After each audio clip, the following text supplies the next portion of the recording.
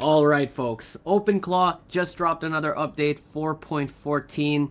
If you're running any GPT 5 models or relying on scheduled agents, you're going to get a ton of value from this release alone. Additionally, they've also improved, supposedly improved overall performance with refactors to their underlying core code base, which is pretty big deal. Let's see if this is in fact the case. So in this video, we're going to cover everything you need to know about the 4.14 update, especially if you are using GPT. So in this release, it's focused around 4 areas, but we're only going to be covering 2 of them, which most of you, I'm pretty sure, only care about, which is the model provider improvements, especially for GPT 5, and their deep core code base refactoring. So let's dive straight into GPT 5. Let's first talk about what broke for everyday OpenClaw GPT 5 users before this update. So here's what was breaking. If you were using OpenClaw with GPT 5.4 and you had your thinking mode set to minimal, your requests were just failing. Straight up validation error. And apparently it's because OpenAI's API does not accept minimal as a valid reasoning effort value. So OpenClaw was sending something the API rejected outright. And on top of that, if GPT-5 produced only reasoning tokens or returned an empty turn, so if there's no visible answer, OpenClaw had no recovery path for that. And the turn would just end up hanging, or it would just fail silently. And this is actually a pretty recurring issue for a lot of OpenClaw users, especially more prevalent for GPT-5 users. And this was one of the reasons why. So now with the 4.14 update, they've addressed both of these issues. So OpenClaw now automatically maps minimal to low, which is what OpenAI actually accepts. So your existing config is able to work. No changes are needed there. You don't need to touch anything. And secondly, there's now a bounded continuation system with a retry gate. So if a if a turn ever comes back empty or reasoning only again, okay, so that's also implicit there. They're still saying it's not 100% fixed. But if you get an empty turn, OpenClaw will try, they'll attempt a bounded retry. And if still no visible answer arrives, then it would just fall back gracefully again instead of hanging. So at least you have a notification that something went wrong. So for everyday users, this means GPT-5 is sort of working much more reliably now, but it's still, not a 100% fix. But at least we know where the direction of OpenClaw is heading towards, becoming more OpenAI-Native. Ever since Peter Steinberger, the creator of OpenClaw, is now part of the OpenAI team. And with yesterday's 4.12 update, GPT and Codex models now route through a dedicated Codex managed path, which is completely separate from the standard OpenAI path. So it's becoming more clear now that if you want to continue using OpenClaw, I think GPT-5 models would be, the way to go here. Now, let's talk about the refactors. So everything here is related to improvements of user experience. So how smooth your OpenClaw goes, this is where we get to it. This is where the magic happens. So let's talk about the biggest user-facing improvement here is the turn maintenance. So before, background housekeeping tasks ran inline, meaning your next prompt had to wait for them to finish. Now they run as sort of this idle aware background work, so your agent responds faster.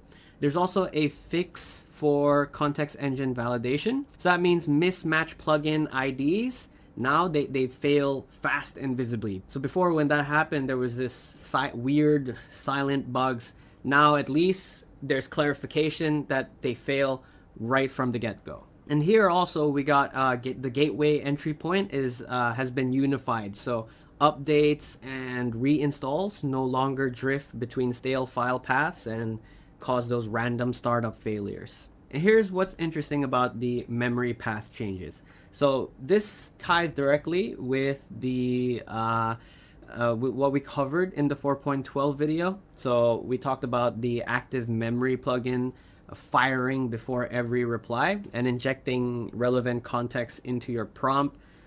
Before that, recalled memory was injected straight into the system prompt, which is, the most trusted, highest authority part of the conversation. But that's actually a security and reliability risk. So the OpenClaw team and a bunch of contributors recognize that. Because the recalled memory could potentially carry instructions that your agent would treat as authoritative. So now, here in the 4.14 release, it's moved to a hidden untrusted prompt prefix path. Same position in the conversation, but the agent now knows to treat it as lower trust context rather than a system level directive.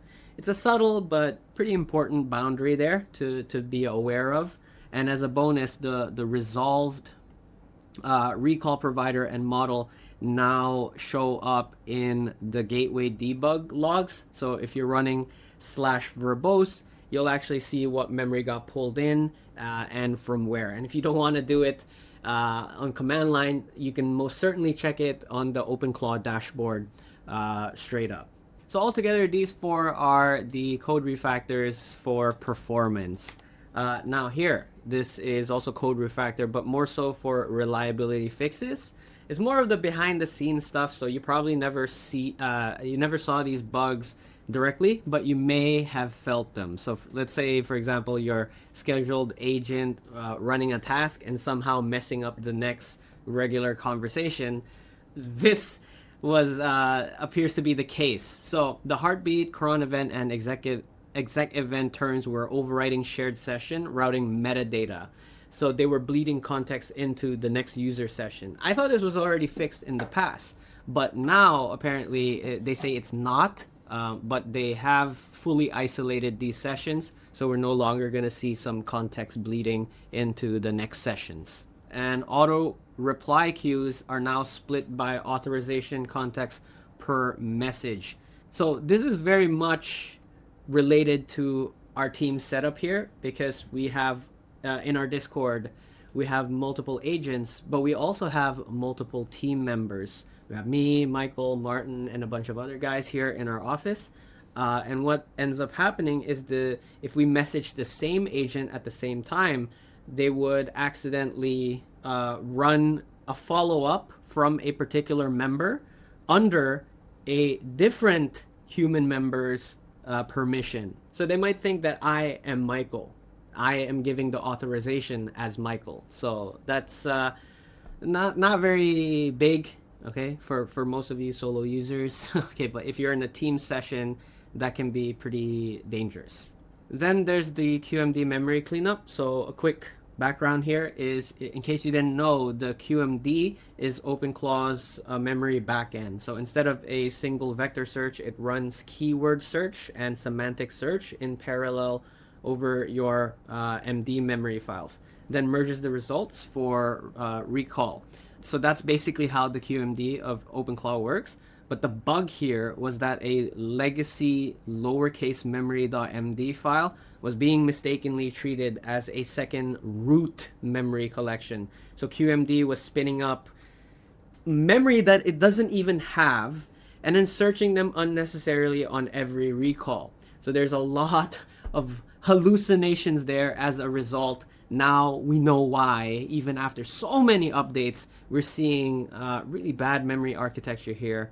But now we're seeing that these root memory fallback is being correctly aligned. And then finally, we have some improvements with the dreaming feature, which is actually a pretty powerful new feature that OpenClaw has. We did a full overview on what dreaming is in the 4.9 update. Card is up there if you want to watch it. But here, the dreaming feature, we're still seeing bugs that after a scheduled dreaming run completed and was consumed, it would keep re-triggering on every subsequent heartbeat. So your agent was running duplicate memory consolidation sweeps unnecessarily.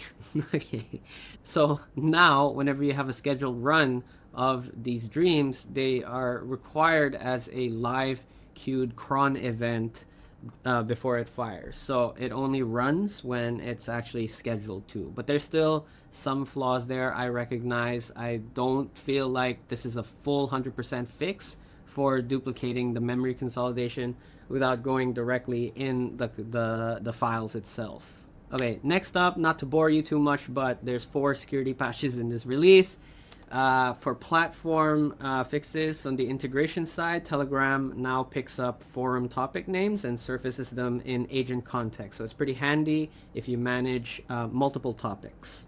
And last but not least, one thing to flag before you update is there's an open bug with the Telegram plugin causing a restart loop, which is the delete my commands failed error. So if you're using OpenClaw and Telegram, keep an eye on the GitHub issues page before pulling this update. Okay, so don't update yet, otherwise you'll see that failed error. The team will update it here in this GitHub, and once they give the green light, then you can update. That is if you're using OpenClaw on Telegram. So yeah, that's pretty much it for this video. I hope you found it helpful. If you do, smash up that like button, subscribe to the channel. My name is Ron. Shana now.